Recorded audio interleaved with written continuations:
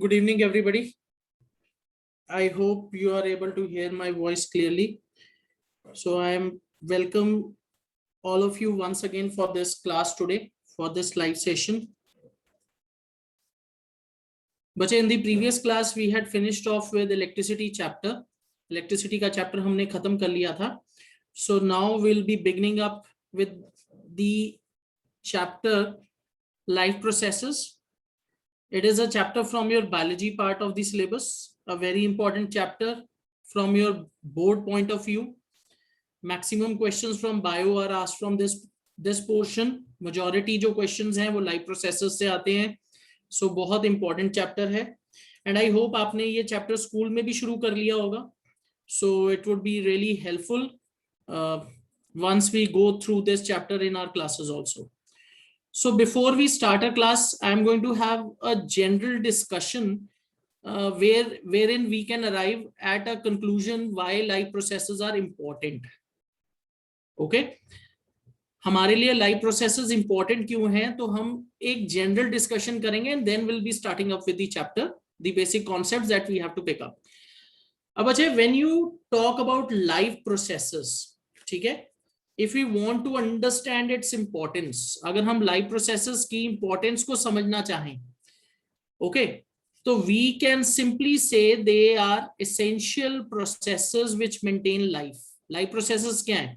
They are essential processes without which life is not possible, which maintain life. Okay, ये life को maintain करने में help करते हैं. अब बच्चे, I'll give you a very simple example. We cannot imagine our life without nutrition. अगर हम खाना ना खाएं तो हम ये इमेजिन भी नहीं कर सकते कि हम जिंदा रह पाएंगे. If we do not breathe, breathing is a part of respiration. अगर respiration नहीं होगी, we will not be able to survive. Transportation of materials inside our body, circulation, अगर वो नहीं होगी तो हम survive नहीं कर पाएंगे.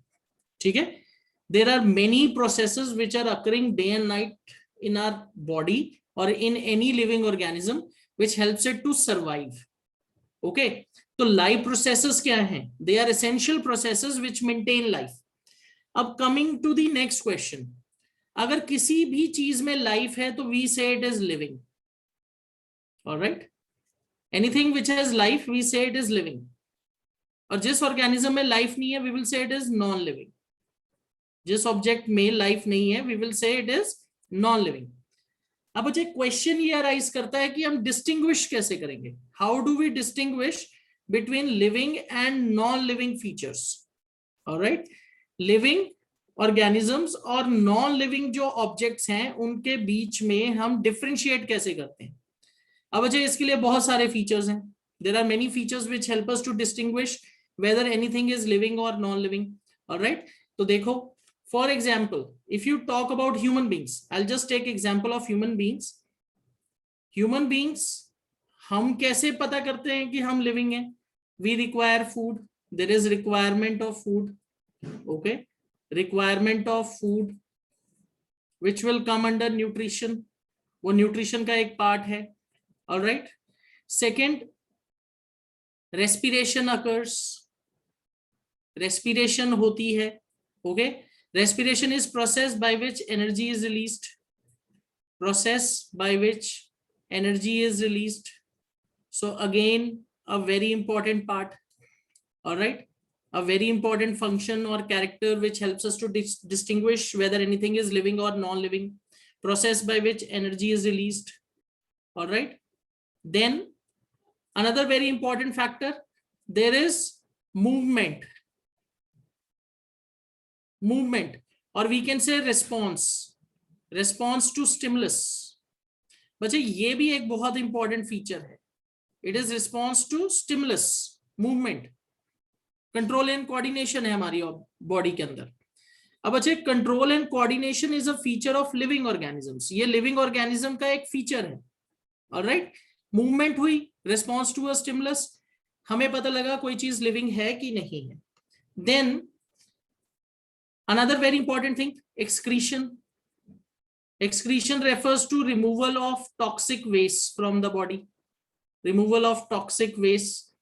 अब अगर बच्चे कोई भी लिविंग ऑर्गेनिज्म है, अगर कोई भी लिविंग ऑर्गेनिज्म है, तो what is going to happen, what is going to happen, there are many metabolic processes which are occurring, और बहुत सारे टॉक्सिक वेस्ट जो हैं वो रिमूव होंगे। तो उस प्रोसेस को हम क्या कहते हैं, एक्सक्रीशन कहते हैं। This is something which you will not see in non living things. Alright, हाँ जी संजय, संजय, ओके, संजय दत्त लिखा हुआ था, तो मैं थोड़ा सा डर गया कि संजय दत्त आ गए आज मेरी क्लास में। ऑलराइट, अब संजय दत्त जी को बोला हाथ, उनसे बोला अनम्यूट होने के लिए, तो अनम्यूट नहीं हुए। ऑलराइट, हाँ जी सिमरन। So we were talking about non-living living beings. So why did we only consider human beings? We should have also considered plants. बच्चे because this is something we relate to, मैंने यही चीज बोला, I just pick up a simple example जहां हम relate कर सकें। अब मेरा ये मतलब नहीं है कि सिर्फ ह्यूमन बीइंग्स में ये हो रहा है, it is occurring in all the living organisms. This is something we can easily relate to, ठीक है। Yes sir. इसलिए मैंने ये एग्जांपल लिया है, ये नहीं सोचना कि सिर्फ ह्यूमन बीइंग्स में हो रहा है। मैंने आई थिंक जब मैंने ये लिखा था तो मैंने बोला था I just pick up a simple example जहां हम रिलेट कर पाए, क्योंकि ह्यूमन बीइंग्स, हम भी ह्यूमन बीइंग्स हैं ना, तो हम तो रिलेट कर पाएंगे। ओके, पर आपको ये चीज भी याद रखनी है कि लिविंग ऑर्गेनिजम्स के अंदर ये सारे जनरल फीचर्स हैं, ठीक है। Yes sir. ऑलराइट, फिर उसके बाद हम क्या देखते हैं, we see reproduction. Okay, reproduction is again a very important feature. Okay, living organisms reproduce, they give rise to new offsprings. This is something you will not see in non living things. ठीक है, एक table है, table के आगे table नहीं बनते, उसके बच्चे नहीं होते आगे, ठीक है। Human beings have children, plants will give rise to seeds, seeds can grow into new plants. So reproduction is also essential feature of living organisms. तो बच्चे ये कुछ फीचर्स हैं। अब बच्चे अगर हम ध्यान से देखें, nutrition, respiration, then there is excretion and movement of substances, मैं यहां लिखना भूल गया हूं, transportation of substances through the living organisms, they are essential life processes. Reproduction हम आगे वाले चैप्टर्स में पढ़ेंगे, control and coordination life process का नेक्स्ट चैप्टर है। इस चैप्टर में मेनली हमें किससे डील करना है, we have to talk about nutrition, we have to talk about respiration, transportation और सर्कुलेटरी सिस्टम्स एंड एक्सक्रीशन। ये चार इंपॉर्टेंट लाइफ प्रोसेसेस हैं जो हम इस चैप्टर में क्या करेंगे, स्टडी करेंगे। अब बच्चे लाइफ प्रोसेसेस इसलिए जरूरी है क्योंकि अगर ये नहीं होंगे तो लाइफ पॉसिबल नहीं है। So I hope this is clear. Life processes से ही आप डिस्टिंग्विश कर पाओगे कि कोई चीज लिविंग है या नॉन लिविंग है। ऑलराइट, ओके, चलो I will just get back to my notes, then will begin with a quick discussion of the first life process. So बच्चे दी फर्स्ट लाइफ प्रोसेस जो हमें डिस्कस करना है, that is nutrition. Okay, nutrition in plants and animals, this is the first important life process. अब बच्चे when you talk about nutrition, nutrition क्या होता है? Nutrition is process of obtaining food, process by which living organisms, process by which living organisms obtain food. Okay, living organism obtains food और obtains nutrients, अगर मैं technical में लिखूं तो nutrients. Alright, अब अच्छा depending on the organism, organism पे depend करेगा कि किस टाइप की न्यूट्रिशन है, ऑटोट्रॉफिक और हेटेरोट्रॉफिक, ये हम आगे डिटेल में पढ़ते हैं। क्वेश्चन ये अराइज करेगा, why we require nutrition. Okay, अगला जो क्वेश्चन है कि न्यूट्रिशन की रिक्वायरमेंट क्या है, what is the requirement for nutrition. तो बच्चे रिक्वायरमेंट इसलिए क्योंकि आपको एनर्जी चाहिए। वी डू वेरियस एक्टिविटीज, बहुत सारी एक्टिविटीज करते हैं। अगर बच्चे हम एक्टिविटीज को परफॉर्म करना है हमें, तो वी विल रिक्वायर एनर्जी, और एनर्जी हमें कब मिलेगी, अगर हम खाना खाएंगे। So if you are not eating food, अगर न्यूट्रिशन ना हो तो आपको एनर्जी नहीं मिलेगी, and you will not be able to do various activities. So this is the first important reason why nutrients or nutrition is important. We require energy to perform various activities. Secondly, we require raw materials for growth and repair. अब बच्चे ये आपने कई बार चीज सुनी होगी कि अगर अच्छी तरह ग्रो करना है, अगर हाइट बढ़ानी है, अगर आपके शायद मदर बोलते होंगे प्लीज ईट प्रॉपर फूड, तुम्हारी आईसाइट वीक हो जाएगी, तुम ग्रो नहीं करोगे, तुम्हारी हाइट नहीं बढ़ेगी। तो बच्चे ये बिल्कुल सही चीज है। न्यूट्रिशन से हमें रॉ मटेरियल्स मिलते हैं जिससे हमारी बॉडी में ग्रोथ होती है। अगर हमारी बॉडी में कोई इंजरी है तो उसको रिपेयर करने में भी न्यूट्रिशन हेल्प करती है। Another very important thing I think जो यहाँ मिस हो गई है, कि जो न्यूट्रिएंट्स हैं, जो न्यूट्रिशन से हमें मिलते हैं, they also protect us from diseases. They are essential for many processes which are occurring inside the body. Okay, so they help to protect us against diseases. All right. अब बच्चे nutrition से हमें क्या मिलता है? We obtain nutrients. न्यूट्रिशन से हमें क्या मिलता है? We obtain nutrients. All right. And बच्चे ये जो न्यूट्रिएंट्स हैं, ये कैसे हमारे लिए हेल्पफुल है? How are they helpful to us? they are giving us they are helping us in various activities. जैसे carbohydrates है, they are source of energy. Carbohydrates, they are source of energy. Then proteins are body building foods. ठीक है, वो क्या करते हैं? Body की growth में हेल्प करते हैं. Fats they are also reserve sources of energy. अब अच्छा, ये जो 3 न्यूट्रिएंट्स हैं, they are required in large quantities. So they are known as macronutrients.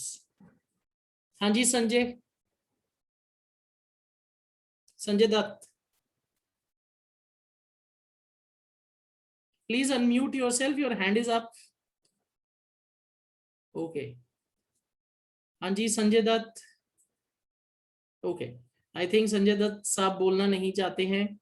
All right, ठीक है. Okay, Sanjay Dutt sir is saying hello sir. All right, hello Sanjay, I hope you are fine. Okay, minerals and vitamins, they are required in small quantities. They are also essential.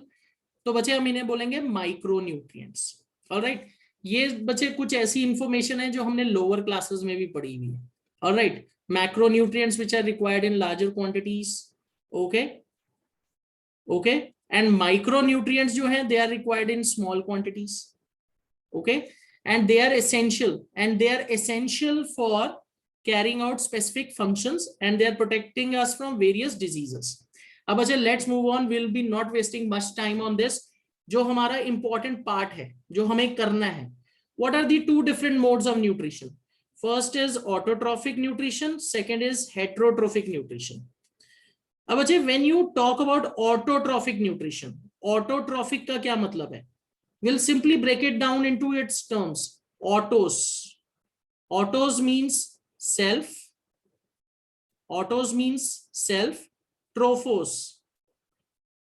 ट्रोफोस का क्या मतलब होता है? Nutrition. तो बच्चे how will we define autotrophic nutrition? It is self nutrition. अब बच्चे how organism can obtain nutrition itself? कैसे न्यूट्रिशन खुद मिलेगी? बच्चे it occurs by process of photosynthesis. It occurs by process of photosynthesis. photosynthesis से ये प्रोसेस होता है. ऑलराइट. अब अच्छा, जब ये फोटोसिंथेसिस से प्रोसेस होता है, ओके, तो ऑर्गेनिज्म क्या करता है? It will utilize raw materials from the environment और उससे वो खुद के लिए फूड बनाता है. तो इसको आगे हम अभी डिटेल में पढ़ेंगे. First we will quickly discuss the second term also, जो सेकंड हमारे पास टर्म है. अब अच्छा, जो सेकंड हमारा टर्म है, दैट इज हेट्रोट्रोफिक न्यूट्रिशन. अब अच्छा, what do we understand by the term heterotrophic nutrition? Hetero means heteros means different. Heteros का क्या मतलब है? डिफरेंट. ट्रोफोस तो हमें पता ही है, trophos is nutrition. So heterotrophic nutrition is different nutrition. अब अच्छा, what do we understand by this? What is different nutrition? Different nutrition का क्या मतलब है? It is nutrition which is different from photosynthetic nutrition. मतलब यहाँ ऑर्गेनिजम्स दूसरों पे डिपेंडेंट होंगे.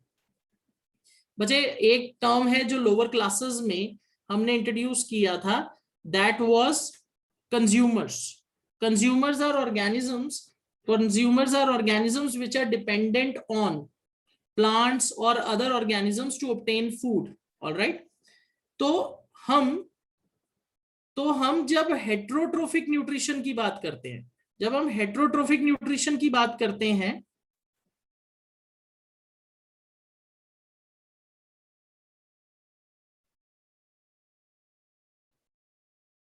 ओके, जब हम हेट्रोट्रोफिक न्यूट्रिशन की बात करते हैं, हेट्रोट्रोफिक जो न्यूट्रिशन है उसके अंदर क्या हो रहा है, what is happening in this, organism जो है वो खुद खाना नहीं बना पा रहा, वो क्या करेगा, वो दूसरों पे डिपेंडेंट है to obtain the food. Alright, हाँ जी लक्षण।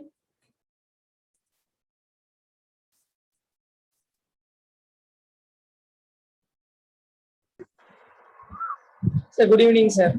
हाँ जी, Sir, heterotrophic nutrition is a mode of nutrition which plants uses because they can't make their own food and they depend on other organism for food. Okay, that is absolutely right, जो अपना खाना खुद नहीं बना सकते। Alright, okay, अब अच्छे will be dealing first with autotrophic nutrition. हम ऑटोट्रॉफिक न्यूट्रिशन के साथ स्टार्ट करेंगे, will be talking about autotrophic nutrition first. अब अच्छे, when you talk about autotrophic nutrition, this is a mode of nutrition that is seen in plants and blue green algae, all right, and these are commonly called producers। इनको हम क्या कहते हैं, इनको हम commonly कहते हैं producers। These are organisms जो अपना खाना खुद बना सकते हैं, they can prepare their own food, all right, and organisms which can prepare their own food we call them as autotrophs, green plants, all right। अब अजय, इनके अंदर ऐसी क्या स्पेशल चीज होती है जो ये खाना खुद बना पाते हैं, that is presence of chlorophyll. Plants have presence of chlorophyll, all right, which helps in absorbing the light energy, all right, and this light energy is then reduced or converted into soluble forms which are helping to store energy। तो autotrophs क्या करते हैं, सन की energy को chlorophyll की help से absorb करते हैं, then that energy is utilized to produce compounds which can be further used to release energy, all right। तो हम इसमें बात करेंगे ऑटोट्रॉफिक न्यूट्रिशन में first of all, all right, I am just going to first talk about the raw materials for photosynthesis, then we'll move back to our notes, raw materials which are required for photosynthesis, okay। तो बच्चे, इसके अंदर जो पहला raw material है that is carbon dioxide, CO2 gas. अब बच्चे, this is a very important question that is sometimes asked in board exams also, कि जो आपके रॉ मटेरियल्स हैं वो प्लांट को कहां से मिलते हैं। If I talk about carbon dioxide, this is a raw material that is obtained from atmosphere, it is obtained from atmosphere, ये हमें एटमॉस्फेयर से मिलता है, ऑलराइट। और बच्चे, प्लांट इसको कैसे एक्सचेंज करता है, with help of stomata are tiny pores, इसका स्ट्रक्चर भी आगे हम डिस्कस करेंगे आज। they are tiny pores which are present on leaves and they help in exchange of gases। तो एटमॉस्फेयर से हमें CO2 मिल गया प्लांट को। Second is plant requires water, H2O। अब बच्चे, ये कहां से मिलेगा, H2O एंड मिनरल्स, ये कहां से मिलते हैं प्लांट को, they are obtained from soil, water and minerals they are obtained from soil, all right, soil से मिलेंगे। और बच्चे, ये कहां से प्लांट के अंदर एंटर करते हैं, they are absorbed from root hairs, they are absorbed from root hairs, okay, absorbed from root hairs, root hair से absorb होगा, all right। Third raw material is sunlight, अब अच्छा, सनलाइट और any visible source of energy, ये plant को कहां से मिलता है, सन, और it can obtain this from any visible source of energy, it can be a bulb, it can be a tube light etcetera, okay. इससे प्लांट क्या कर सकता है, लाइट एनर्जी को एब्सॉर्ब कर सकता है। Fourth, which is very important, जिसके बिना प्लांट के अंदर फोटोसिंथेसिस हो ही नहीं सकती, and this is the major difference between autotrophs and heterotrophs, that is presence of chlorophyll, okay, chlorophyll, this is the photosynthetic pigment, which absorbs photosynthetic pigment which absorbs light energy. Okay, photosynthetic pigment which absorbs light energy. All right, तो बच्चे ये 4 basic requirements हैं photosynthesis के लिए. First is carbon dioxide. Okay, Anesha is saying sir हम bulb जलाकर भी plant grow कर सकते हैं. Yes Anesha, you can grow a plant, उसमें कोई प्रॉब्लम नहीं है. आर्टिफिशियल लाइट दो प्लांट को, बल्ब से दो, ट्यूबलाइट से दो, it will grow. You just need a visible source of light. Okay, तो ग्रीन हाउस में हम ऐसा कर सकते हैं. आपने घर पे एक आर्टिफिशियल ग्रीन हाउस बनाया, उसमें सोर्स ऑफ लाइट लगाइए, प्लांट्स विल ग्रो. उन्हें लाइट ही चाहिए, उसका ये कोई मतलब नहीं होता कि सन से ही मिले. They can get it from any other source. Alright, so CO2, water and minerals, sunlight and chlorophyll, these are the raw materials which are required for photosynthesis, and they are obtained from various sources. CO2 from atmosphere through stomata, H2 and minerals, they are obtained from soil. With help of root hairs they are absorbed. Sunlight, sun से मिल रही है, or you can use any other visible source of light. Chlorophyll, it is present in leaves, in chloroplasts, and they help in absorbing light energy. All right, हाँ ji Ajit. Ajit, Yes, sir. Ajit, your hand is up. Yes, sir. Sir, my voice is audible. Yes, बोलो. Sir मेरा ना एक doubt है sir. Sir जो सन की raise होती है सर, उसमें तो सर विटामिन होता है. और सर अभी आपने बोला कि सर अगर हम किसी प्लांट को अगर हम आर्टिफिशियल लाइट देंगे तो तभी वो ग्रो हो जाएगा. विटामिन, बेटा जो मुझे समझ आया, आप ये बोल रहे हो कि सन के अंदर विटामिन होता है, सनलाइट के अंदर विटामिन होता है. Yes sir. सर ये किसने बोला आपको कि सन की लाइट के अंदर विटामिन होता है? बेटा सनलाइट से विटामिन डी सिंथेसाइज होता है हमारी बॉडी में, सनलाइट के अंदर विटामिन नहीं होता.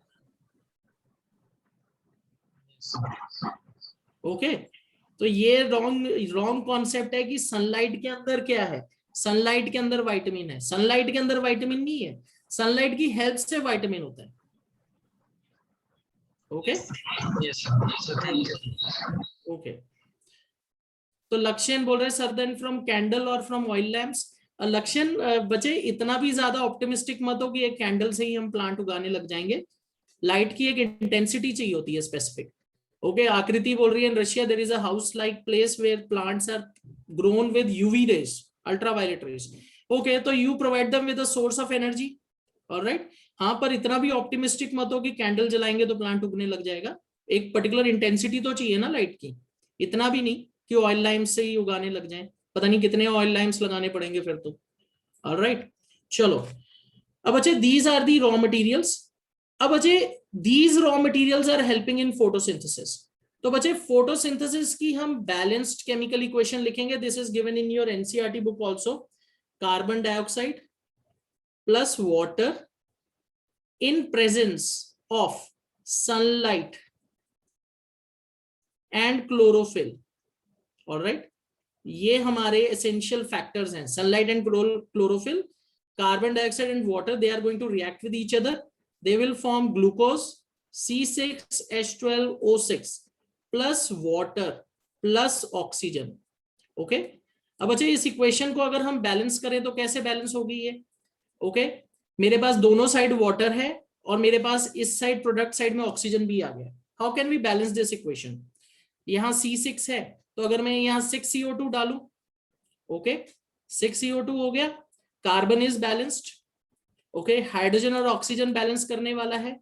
तो कैसे बैलेंस करेंगे? अगर मैं यहाँ 6 डाल दूं, ऑलराइट, तो will it be balance now? यहाँ 6 डालूं, बैलेंस. चेक करिए एक बार. 6O2 12 18. okay, 6 12 18. all right,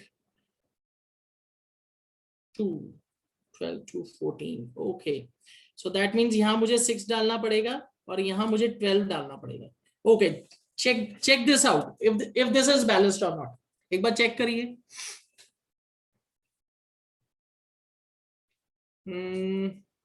602, 12, 12 plus 6, 18, 24, 12. Okay, balanced. All right. Aditi's control and coordination is not removed. It was deleted last year. As of now, you have full syllabus. Okay. So, bache, this equation is balanced. This is the balanced equation for photosynthesis. Bache, this is also a 1-mark question that you get in board exams. Balanced equation for photosynthesis. All right. अब अच्छा यहाँ जो ये product बन रहा है, this is glucose. अब यहाँ एक बहुत इंटरेस्टिंग चीज है. You have water on reactant side as well as product side. अब अच्छा what could be possible reason for this? अभी तक आपने जितनी इक्वेशन लिखी हैं उसमें आपने कोई भी ऐसी इक्वेशन नहीं लिखी अभी तक जहां रिएक्टेंट साइड और प्रोडक्ट साइड में एक सब्सटेंस या कंपाउंड सेम है. Alright. Why we have written this on both the sides? This is something which is very important. Why water on both the sides? All right. तो बच्चे earlier. Okay, I think Seema has raised her hand. Okay, let me go to her. हाँ जी सीमा बोलो. Sir, on the right side you have written 6O2, but it will be 6CO2 na sir? 6CO2 right side 6CO2 और यहाँ 6O2 balance करना है ना बेटा. Yes sir. Alright. तो बच्चे व्हाट इज द रीजन? इसके पीछे रीजन क्या है? What is the reason behind it? Okay हाँ जी JR देवा बोलो बेटा. Sir, loss of excess water through transpiration. Okay, loss of excess water through transpiration. All Yes, right. sir. अब बच्चे can I ask you ये excess water कहाँ से आया? Sir, रूट से जब पानी लेते हैं और पानी लेते हैं तो ज्यादा से पानी वेस्ट हमें बाहर भी निकालना पड़ता है. ज्यादा पानी नहीं चाहिए होता है प्लांट्स के All लिए. right. तो excess water जो absorb हुआ, जो फोटोलाइसिस में एंटर नहीं हुआ, वो यहाँ वाटर क्या हो गया? रिलीज हो गया.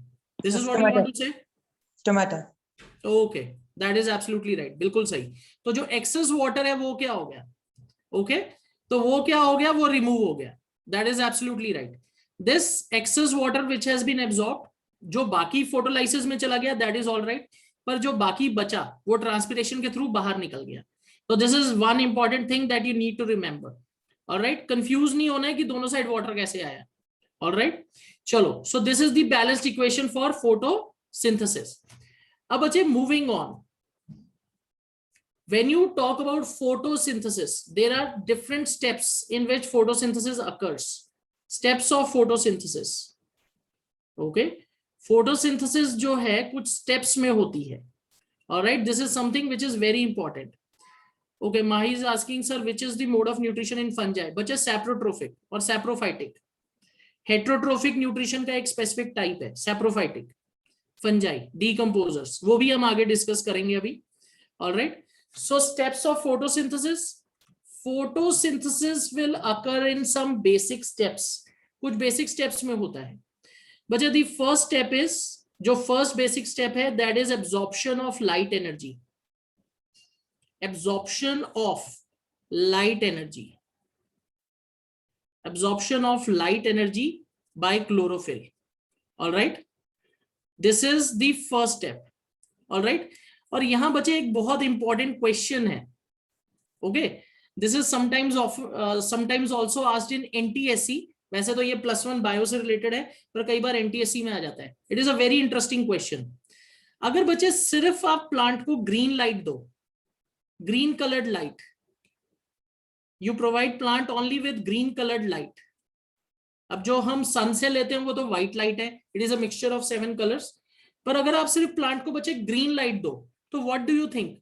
फोटोसिंथेसिस विल अकर और photosynthesis will not occur?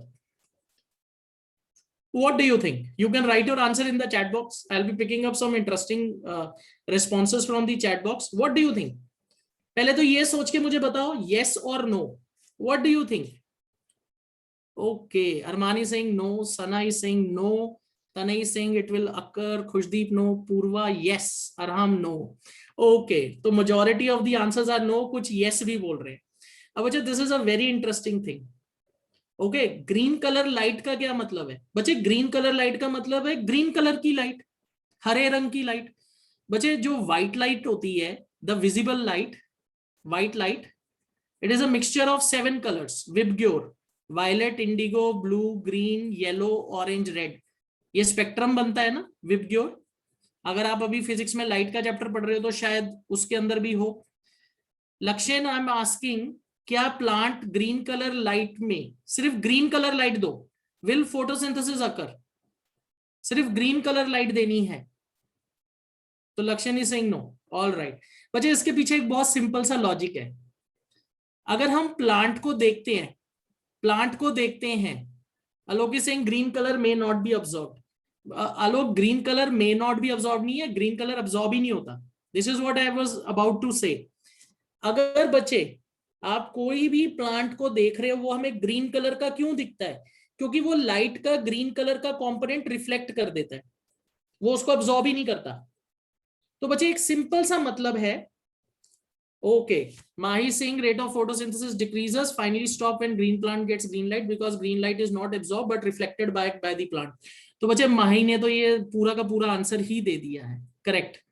Simple सा लॉजिक है बच्चे, green colour is reflected, it is not absorbed by the plant, it is reflected not absorbed.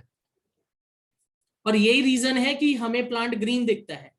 तो बच्चे सिंपल सा लॉजिक है, अगर ग्रीन कलर दोगे तो फोटोसिंथेसिस होने नहीं वाली। ऑलराइट, तो प्लांट में मैक्सिमम जो फोटोसिंथेसिस होती है, this is something also you can remember, if you give it blew और रेड, अगर आप इन दोनों का मिक्सचर दोगे ना तो प्लांट के अंदर मैक्सिमम फोटोसिंथेसिस होती है। इन रेंजेस में प्लांट जो है मैक्सिमम फोटोसिंथेसिस दिखाता है। अगर आप प्योरली ब्लू और रेड लाइट दो तो मैक्सिमम फोटोसिंथेसिस होगी। अगर व्हाइट लाइट दे रहे हो तो व्हाइट लाइट में ब्लू और रेड तो है ही, तो वो उसको एब्जॉर्ब करके फोटोसिंथेसिस करेगा। अगर आप चाहते हो मैक्सिमम एफिशिएंसी हो तो ब्लू और रेड दे दो सिर्फ। पर अगर ग्रीन दोगे तो फोटोसिंथेसिस नहीं होने वाली, it is going to stop. Alright, this is the thing you need to remember, ये चीज हमें याद रखनी है। Alright, very interesting question. So absorption of light energy by chlorophyll, second important step. अब बच्चे ये जो लाइट एनर्जी यूज हुई है वो कहां जाएगी? बच्चे this light energy absorb by chlorophyll, इससे सेकेंड स्टेप होता है फोटोसिंथेसिस का, that is photolysis of water. Photolysis of water, this is the second step. अब बच्चे when you talk about photolysis of water, बच्चे फोटोलाइसिस हमने केमिकल रिएक्शन एंड इक्वेशन में भी पढ़ा है। Photo means light, lysis means breakdown. So photolysis is breakdown of water with help of sunlight या with help of light energy। okay, with help of light energy। अब बच्चे आप कह सकते हो कि जो लाइट एनर्जी है उसको हम क्या कर रहे हैं, what are we doing? We are trying to find a way to make substances जिसके अंदर हम उसकी एनर्जी को स्टोर कर सके। तो बच्चे ये पहला स्टेप है, this is photolysis of water. और ये आपके क्लोरोप्लास्ट के किस पार्ट में होता है? It occurs in the grana part. Photolysis किधर होता है? It occurs in the grana part of the chloroplast. ये आपने लास्ट ईयर पढ़ा होगा, grana part. These are stack of coin like structures which are made up of thylakoids। ये thylakoid का एक स्टैक होता है जिसको हम क्या बोलते हैं? Grana. It is present inside the chloroplast. So this reaction photolysis, where it occurs? This occurs inside the chloroplast। okay, this occurs in the chloroplast। और बच्चे जब ये रिएक्शन होता है, फोटोलाइसिस होता है, तो क्या बनेगा? what is going to happen? What are the products? You will get hydrogen ions, you will get electrons, and you will get oxygen gas। हमें क्या क्या मिलता है? Hydrogen ions, electrons and oxygen gas. And बच्चे this oxygen gas is released into atmosphere through stomata.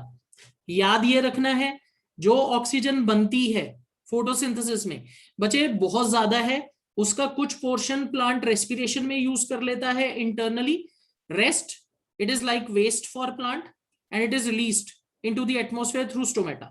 तो बच्चे यहाँ एक और इंपॉर्टेंट क्वेश्चन है जो बोर्ड एग्जाम में पूछा जाता है, very important. What is the source of oxygen in photosynthesis? What is the source of oxygen produced during photosynthesis? Photosynthesis में जो ऑक्सीजन बनती है वो कहां से आती है? It comes from water. कहां से आती है? वाटर से। वाटर ब्रेकडाउन होता है with the help of sun's energy, and this water breaks down to form hydrogen ions, electrons and oxygen. Oxygen is released into the atmosphere. Some of it can be also used internally by plant during photosynthesis. All right, अब चलते हैं third step पे। बच्चे ये जो hydrogen and electrons बने इनका क्या होगा? बच्चे ये यूज होंगे reduction of CO2, reduction of CO2 into carbohydrate. बच्चे if you remember from chemical reactions and equations, oxidation and reduction reaction, उसमें बच्चे हमने क्या सीखा था? What we learned there? अगर आप किसी भी सब कंपाउंड में हाइड्रोजन या इलेक्ट्रॉन ऐड करो, that is referred to as reduction. देखो सब कुछ रिलेटेड है। फोटोलाइसिस हुई, you are getting hydrogen and electrons. वो हाइड्रोजन एंड इलेक्ट्रॉन किधर यूज हो रहा है? That is being utilised to reduce CO2 to carbohydrate. आपका जो CO2 है वो कहां रिड्यूस हो रहा है? To carbohydrate with help of hydrogen and electrons which were produced in the initial photolysis. अब बच्चे इस रिएक्शन में CO2 कार्बोहाइड्रेट में कन्वर्ट हो गया। अब बच्चे ये रिएक्शन किधर होता है? It occurs in the stroma part. It occurs in the stroma of chloroplast. ये कहां होता है? क्लोरोप्लास्ट के किस पार्ट में? It occurs in the stroma part of chloroplast. Okay, what is stroma? Stroma is fluid present inside the chloroplast। तो इसके अंदर ये रिएक्शन हो रहा है। ऑलराइट, और बच्चे कौन सा कार्बोहाइड्रेट बनता है यहां? You will get glucose. Okay, Chiragi Singh sir, this chapter biology और केमिस्ट्री, इट्स लाइक केमिस्ट्री। बच्चे सी, आप अगर कभी ऐसा सोचें कि साइंस में सब कुछ मतलब प्योर साइंस नहीं होती। प्योर साइंस का क्या मतलब है? कि सिर्फ बायो होगी, ऐसा नहीं होता। साइंसेस में सब कुछ यूज होता है। बायो में मैथ्स भी होती है, स्टैट्स भी होती है। When you go to heredity and evolution you will be using probability and statistics. Okay, तो ऐसा नहीं है कि सिर्फ बायो में आप सिर्फ बायो के बारे में बात करोगे। अब देखो इसमें केमिकल रिएक्शंस हो रहे हैं। This is part of biochemistry. Nowadays we talk about applied sciences और सिंथेटिक साइंसेस, जहां सब कुछ मिक्स है। ऑलराइट, तो इस तरीके से समझना है। तो यहां देखो, यहां केमिस्ट्री भी आ रही है, वेरी इंपॉर्टेंट। तो ये रिएक्शन किधर हो रहा है? Where is this occurring? This is occurring in the stroma. This is occurring in the stroma part of the chloroplast. और बच्चे जब ये कार्बोहाइड्रेट बनेगा, ये किस फॉर्म में बनता है? It is manufactured in the form of glucose. Glucose is C6H12O6। Okay, तो this is the end product of photosynthesis।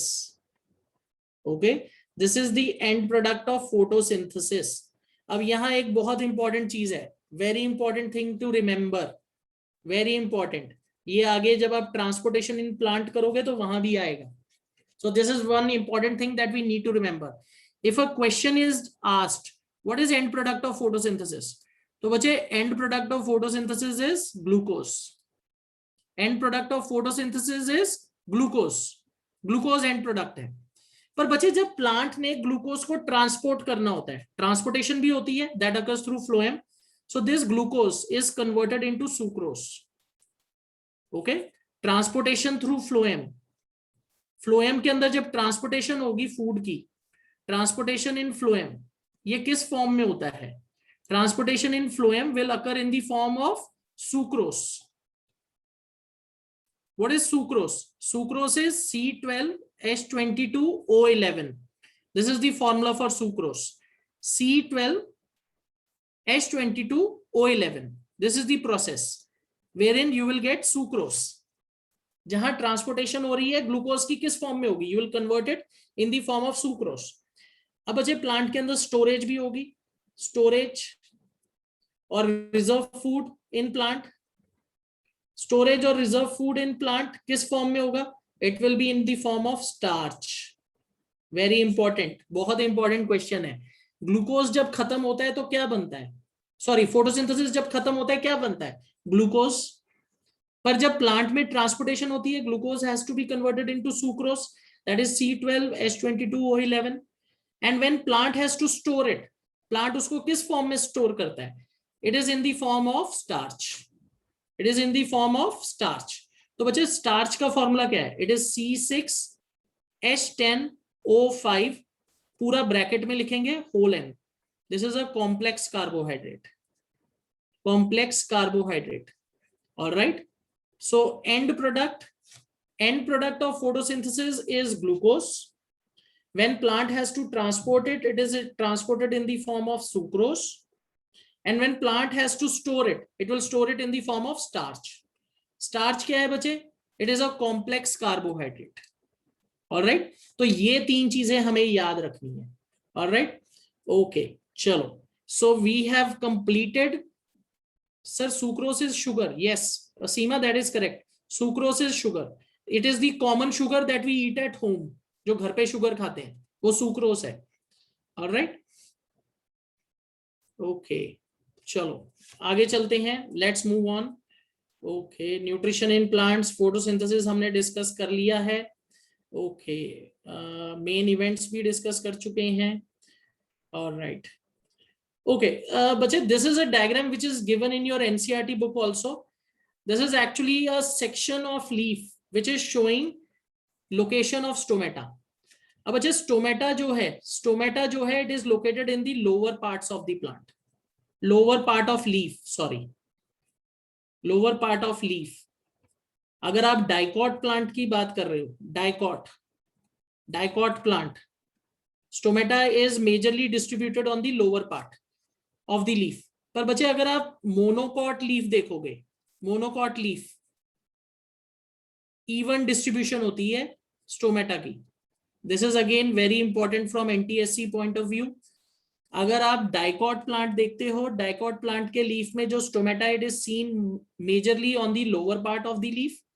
Monocot leaf में इवन डिस्ट्रीब्यूशन है, बोथ अपवर्ड्स, मतलब upper layer and lower layer, दोनों जगह पे. हाँ जी आदिति. सर डाइकॉट लीव्स और monocot leaves क्या होता है? Okay, dicot plant and monocot plant. Okay, last year आप लोगों ने 9th में बायोलॉजिकल डाइवर्सिटी नहीं पढ़ा, राइट? वो आपका सिलेबस में नहीं था. यस सर, नहीं था ना, वो वहां सीखना था आपने. All right. What do you understand by monocot plant? Monocot plant क्या होता है बच्चे? दे आर प्लांट्स जिनके सीड में सिंगल कॉटिलेडन होता है. Single cotyledon in seed. What are cotyledons? Cotyledons are fleshy leaves which store reserve food.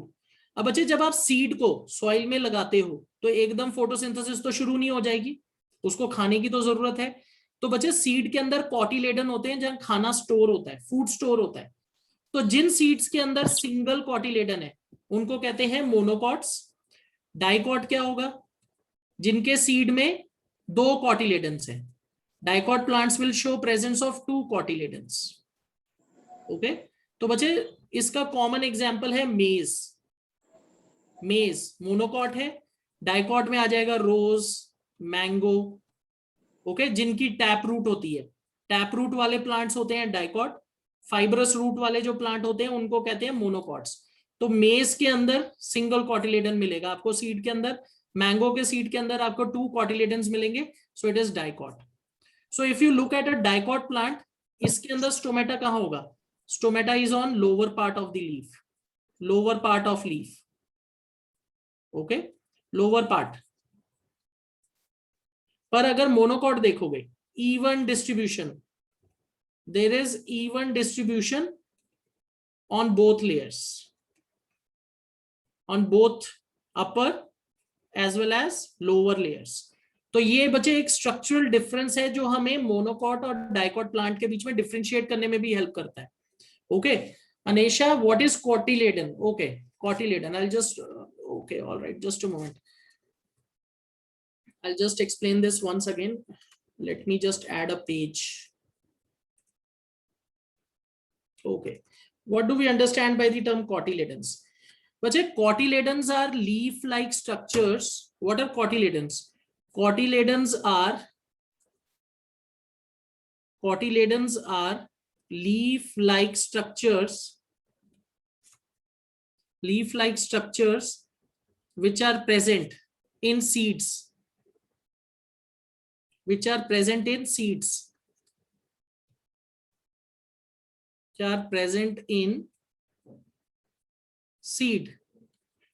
और बच्चे सीड का क्या रोल, सीड के अंदर इन कॉटिलेडन्स का क्या रोल होता है जो ये रिजर्व सोर्स स्टोर करके रखते हैं? बच्चे when you plant a seed, एकदम उसमें फोटोसिंथेसिस तो शुरू नहीं होगी, पर उसको खाने की जरूरत है, तो कॉटिलेडन क्या करता है? फूड स्टोर करके रखता है, रिजर्व फूड। तो जिस सीड के अंदर सिंगल कॉटिलेडन है, उसको कहेंगे मोनोकॉट। जिस प्लांट के सीड में 2 कॉटिलेडन होते हैं उसको कहते हैं डाइकॉट। कॉटिलेडन का क्या रोल है? ये फूड को स्टोर करके रखता है सीड के अंदर। Alright, I hope that is clear. ठीक है, ऑलराइट, चलो लेट्स मूव ऑन। अब चलते हैं वापस। अब बच्चे अगर हम स्टोमेटा का रोल देखते हैं, what is the role of stomata? Stomata क्या रोल करता है? They are tiny pores which are present. They are tiny pores which are present in epidermis of leaf or stem. And बच्चे इनका क्या role है? They help in gaseous exchange and transpiration will also occur through them. Stomata का major role क्या है? Gas की exchange for photosynthesis and respiration, and it is also helping in transpiration. What is transpiration? It is loss of water vapor. Loss of water vapor through stomata. तो बच्चे ये stomata का role है। Okay, that is the major role of stomata. अब बच्चे stomata का एक structure है जो हम टिपिकली देखते हैं। ओके, स्टोमेटा के अंदर कुछ इंपॉर्टेंट पोर्शंस हैं, कुछ इंपॉर्टेंट पार्ट्स हैं। बच्चे अगर आप टिपिकल स्टोमेटा को देखोगे, you will see kidney shape cells. ऐसे किडनी शेप सेल्स होते हैं जिनको हम क्या कहते हैं? Guard cells. Okay, guard cells के बीच में एक ओपनिंग है जिसको हम कहते हैं स्टोमेटल पोर और stoma. Alright, and then they are surrounded by various subsidiary cells और एपिडर्मल सेल्स। अब बच्चे यहां ना एक बहुत इंपॉर्टेंट डिफरेंस है, अगर ध्यान से देखो। बच्चे जो इनर वॉल है स्टोमेटा की, जो स्टोमेटा की इनर वॉल है, it is thicker. The inner wall of stomata is thicker in comparison to the outer walls, and this structural difference actually helps in opening and closing of stomata. Okay, तो इसके अंदर क्या होता है? what happens when water enters inside the guard cells through osmosis? osmosis से जब पानी guard cell के अंदर एंटर करता है, तो what is going to happen? Pressure is going to increase on the guard cells. Pressure is going to increase on the guard cells, and due to this pressure, what happens? The outer thin walls, they will expand more, क्योंकि उनका thickness कम है, तो यहाँ ज्यादा pressure लगेगा पानी का। और बच्चे ये जो थिक वॉल्स हैं, they will be pulled apart from each other. They will be pulled apart from each other. वो एक दूसरे से क्या होंगे? दूर खींचेंगे। और बच्चे जब दूर खींचेंगे क्या होगा? Your stomata will open, stomata open हो जाएगा। once water enters inside the guard cells through osmosis, what is going to happen? This is going to create pressure on the walls of stomata, and your thick walls are going to be pulled apart. Stomata will open. पर बच्चे जब guard cell ने close होना होता है, when guard cell has to close, what is going to happen? Water is going to move out.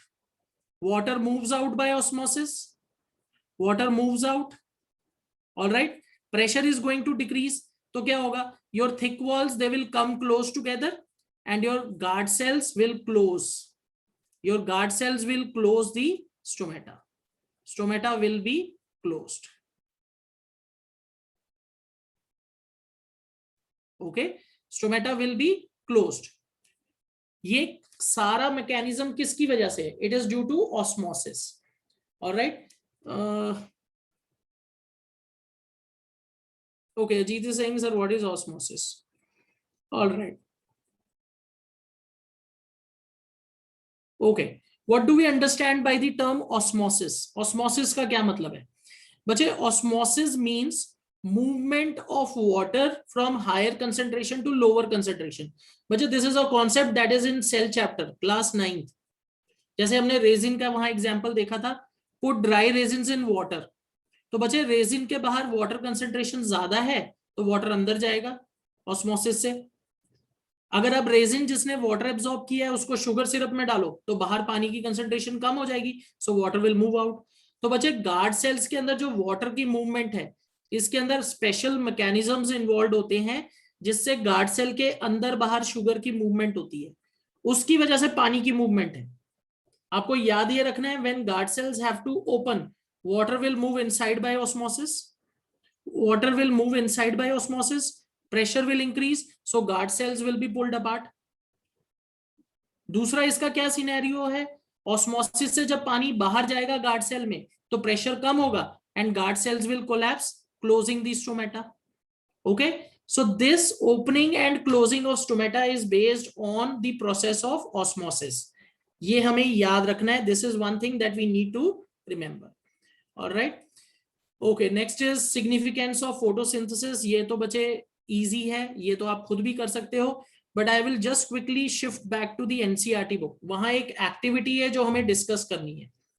These are two important activities that can come in your board exams. In case study questions also, case study में आ सकते हैं, ठीक है, बहुत important questions हैं. All right, I'll just quickly move through. Okay. Activity 6.1. All right. Bachcha, this is given in your NCERT book. This activity 6.1 and 6.2. ये आपकी NCERT की बुक में दी है. बच्चे, activity 6.1.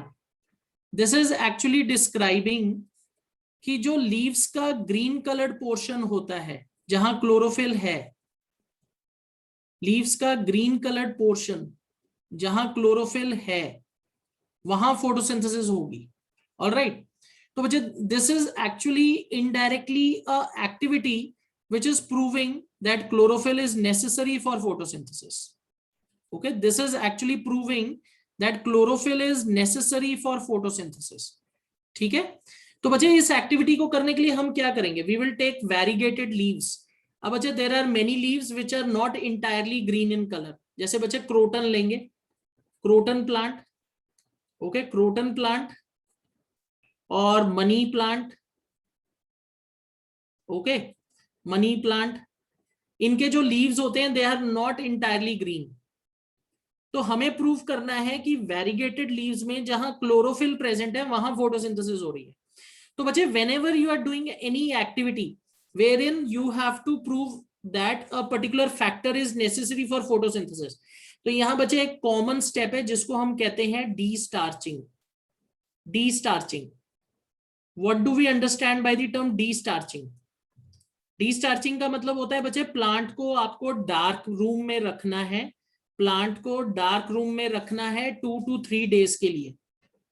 और प्लांट को हम डार्क रूम में क्यों रखते हैं 2 to 3 डेज के लिए? ताकि बच्चे जो इनिशियल फोटोसिंथेसिस से उसमें स्टार्च बना है, जो स्टार्च उसके अंदर स्टोर्ड है, वो सारा खत्म हो जाए. क्योंकि बच्चे if plant is not able to perform photosynthesis it will use starch. उसको एनर्जी चाहिए, उसको एनर्जी चाहिए. Alright, and that energy will be provided by starch which is the reserve source of energy. तो हम प्लांट को dark room में रख देंगे. प्लांट क्या करेगा, उस स्टार्च को यूज करेगा जो उसने इनिशियली बनाया था to obtain energy. And after 2 to 3 days what you have to do, you have to keep the plant in sunlight. 2 से 3 दिन के बाद जब डिस्टार्चिंग हो जाएगी उसके बाद हम प्लांट को कहाँ रखेंगे, सनलाइट में। पर बच्चे before okay you can keep the plant in sunlight after destarching. फिर क्या करेंगे, एक प्लांट को बच्चे हम प्लग करेंगे, we will pluck a plant leaf from the plant, sorry एक लीफ लेंगे जिसपे हम टेस्ट करेंगे कि फोटोसिंथेसिस हुई है कि नहीं। अब बच्चे इसके अंदर जो mark the green areas, what you can do, you can use a tracing paper और बटर पेपर आप यूज कर सकते हो।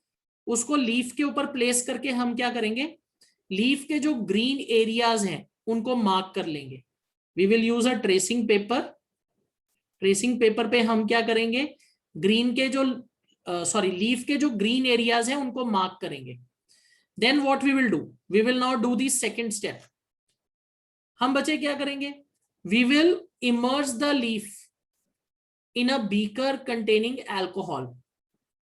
अब बच्चे why do we put the leaf in alcohol को हमने वाटर बाथ में रख के उसके अंदर लीफ डालना है। आप अल्कोहल को कभी डायरेक्टली हीट नहीं करोगे, क्योंकि बच्चे अगर आप अल्कोहल को डायरेक्टली हीट करोगे तो what is going to happen, it may catch fire, it is highly inflammable, okay, तो इट विल कैच फायर। तो हमें क्या करना है, वाटर बाथ में रखना है। वाटर बाथ कैसे बनेगा, आपका बीकर है, बीकर में वाटर है, उसके अंदर टेस्ट ट्यूब है, ऑलराइट, उसके अंदर आप टेस्ट ट्यूब रखोगे फिल्ड विद अल्कोहल, इसमें लीफ डालेंगे, this is known as water bath. And why are we using alcohol, बच्चे what will alcohol do, alcohol will remove chlorophyll, alcohol removes chlorophyll, alcohol क्या करेगा, chlorophyll को remove कर देगा, alright, it will remove chlorophyll. अब बच्चे once the chlorophyll is removed, what is going to happen to colour of the leaf, the leaf will become pail, colourless, जैसे आपके skin का कलर होता है ना, कलरलेस, पेल हो जाएगी स्किन की तरह आपका लीफ कलरलेस हो जाएगा, पेल हो जाएगा। अब बच्चे we will take out this leaf, we will wash it in water, पानी में वॉश करेंगे, and then we will use iodine, फिर हम यूज करेंगे आयोडीन सोल्यूशन। अब बच्चे if you remember from lower classes, iodine solution जो होता है when it comes in contact with starch it will turn blue black. तो बच्चे जब हम लीफ के ऊपर आयोडीन ड्रॉप करेंगे, what is going to happen, the regions where chlorophyll was present, ये देखो आप कोरिलेट करके देख सकते हो, the regions where chlorophyll was present, सिर्फ वही स्टार्च प्रेजेंट है, और रीजन में कहीं भी आपका आयोडीन ब्लू ब्लैक कलर नहीं हुआ। तो जिन रीजन्स के अंदर ब्लू ब्लैक कलर आया है आयोडीन का, what is this showing, this is showing कि these are the regions where starch is present, ये वो रीजन है जहां स्टार्च प्रेजेंट है, okay, and this is showing that chlorophyll is necessary for photosynthesis.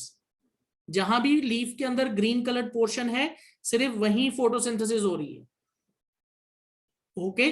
So this is the first activity, very important. उसके बाद है बच्चे एक्टिविटी 6.2। बच्चे in this activity what you have to do, okay, Khyati, there are certain reasons जहां red yellow colour होता है। बच्चे see you have to remember, chlorophyll जहां प्रेजेंट है ग्रीन कलर, वहां फोटोसिंथेसिस हो रही है। The other pigments they are also helping in absorbing energy, पर वहां फोटोसिंथेसिस नहीं है, they will trap energy but वहां फोटोसिंथेसिस नहीं है। Regions where green colour chlorophyll is present, वहां फोटोसिंथेसिस हो रही है, ठीक है, ये चीज याद रखनी है।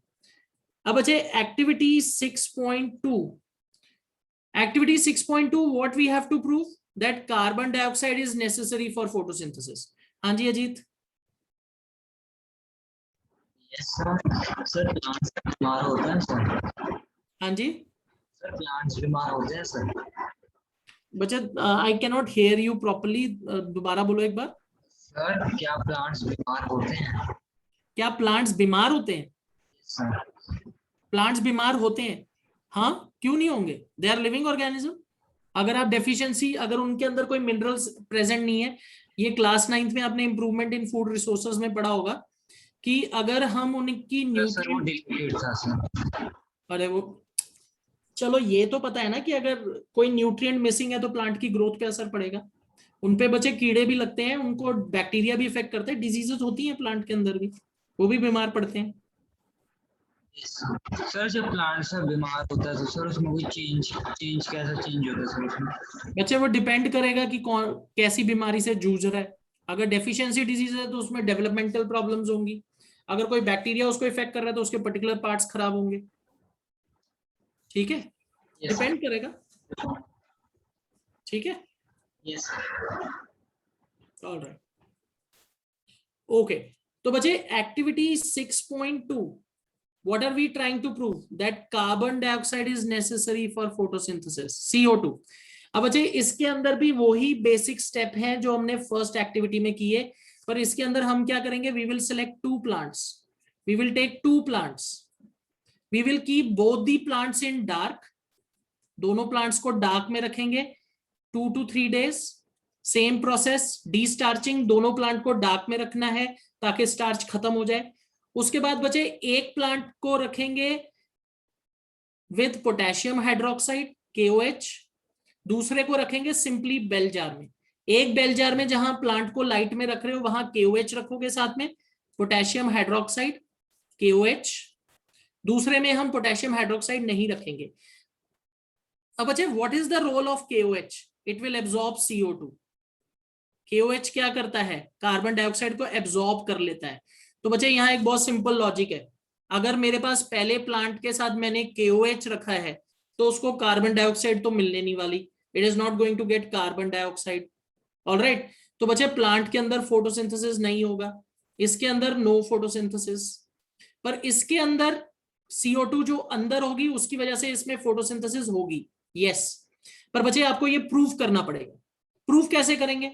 इनको 3 से 4 घंटे के लिए लाइट में छोड़ो, उसके बाद दोनों प्लांट के लीफ निकालो और वही प्रोसेस को रिपीट करो। दोनों को अल्कोहल में बॉईल करो, दोनों लीव्स को, they will both turn colourless. फिर उसके बाद उन्हें वॉश करो और उन पे आयोडीन टेस्ट करो। अब बच्चे when you will perform iodine test on them, जब आप उस पे आयोडीन टेस्ट करोगे, what is going to happen? What is going to happen?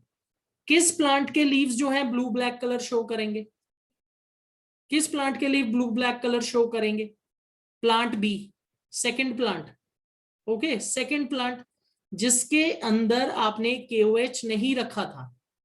Alright, पर वो वाला प्लांट जिसके अंदर KOH रखा था, what is going to happen? वहां CO2 एब्जॉर्ब हो जाएगी, तो वहां बचे स्टार्च फॉर्मेशन नहीं है। और इस एक्टिविटी में हम क्या प्रूव कर रहे हैं? Carbon dioxide is necessary for photosynthesis. तो बच्चे ये जो दोनों एक्टिविटीज हैं बहुत इंपॉर्टेंट है। अगर मान लो आपको ये क्वेश्चन पूछा जाता है, design a activity to show that light is necessary for photosynthesis, आपको ये क्वेश्चन भी पूछा जा सकता है। अब बच्चे light is necessary for photosynthesis हम कैसे कर सकते हैं? What we can do, we can keep plant in dark. 2 से 3 दिन के लिए प्लांट को डार्क रूम में रखो, डी स्टार्चिंग हो जाएगी। उसके बाद उसका लीफ लो, उस पर स्टार्च टेस्ट परफॉर्म करो, उसमें स्टार्च टेस्ट नेगेटिव आएगा, this shows light is necessary for photosynthesis. या आप एक चीज और कर सकते हो, after plant has been kept in dark for 2 to 3 days, okay, 2 to 3 days, उसके बाद आप क्या करोगे? Take out the plant and एक लीफ को कवर कर दो डार्क पेपर से, एक पूरे लीफ को ब्लैक चार्ट पेपर से कवर कर दो। ठीक है, उसके बाद क्या करो? ओके, उसके बाद आप क्या करोगे? What are you going to do? You are going to perform the same test. जिस लीफ को आपने कवर किया था डार्क पेपर से उसको तोड़ो, और एक लीफ जिसको कवर नहीं किया था उसको तोड़ो, दोनों को अल्कोहल में बॉईल करो और उसके बाद दोनों पे स्टार्च टेस्ट करो। अब बच्चे when you do this, what is going to happen? What you will observe, जिस प्लांट को लाइट मिल रही थी, जिस लीफ को लाइट मिल रही थी वहां फोटोसिंथेसिस होगी, और जहां लाइट नहीं मिली वहां फोटोसिंथेसिस नहीं होगी। तो बच्चे आपको ये भी बोला जा सकता है कि डिजाइन करो एक्टिविटी। तो बच्चे वी नीड टू अंडरस्टैंड कि आपको आयोडीन टेस्ट ही करना है, एक फैक्टर को लेके आप कोई एक्सपेरिमेंट डिजाइन कर रहे हो और फिर आप उसको प्रूव करोगे। So I hope that is clear to everybody. हाँ जी, JR सर आपने बताया था कि जो पोटेशियम हाइड्रोक्साइड हाइड्रोक्साइड यूज किया था वो एक्सपेरिमेंट में, तो हाँ जी। उसमें दोनों में प्लांट्स में सनलाइट भी नहीं मिल रहा, तो फोटोसिंथेसिस दोनों में नहीं होगा ना सर? नहीं, you are talking about activity 6.2। Yes बच्चे एक्टिविटी 6.2 को दोनों को सनलाइट में रखना है आफ्टर डी स्टार्चिंग। वहां हमें CO2 के लिए टेस्ट करना है, लाइट के लिए टेस्ट नहीं करना। पर अगर लाइट के लिए टेस्ट कर रहे हो तो बहुत सर, सिंपल लेकिन- है, प्लांट को सिंपली डार्क में रख दो 2 से 3 दिन, काम खत्म। सर लेकिन सर जो आपने सेकंड पॉइंट लिखा है एक्टिविटी 6.2 में, उसमें लिखा है कि keep them in a dark room for 3 days। बेटा दैट इज डी स्टार्चिंग, वो तो हर किसी के लिए करना है। Yes, sir. देखो अगर आपको प्रूव करना है chlorophyll is necessary for photosynthesis, आपको प्रूव करना है CO2 is necessary for photosynthesis, आपको प्रूव करना है light is important for photosynthesis, तो बच्चे ये तो पहला स्टेप है। आपको 2 से 3 दिन डार्क रूम में रखना ही पड़ेगा प्लांट को, so that it uses the starch. जो पहले स्टार्च बना है वो पूरा खत्म करना है, इसलिए उसको डार्क में रखना है। उसके बाद तो लाइट में लाओगे।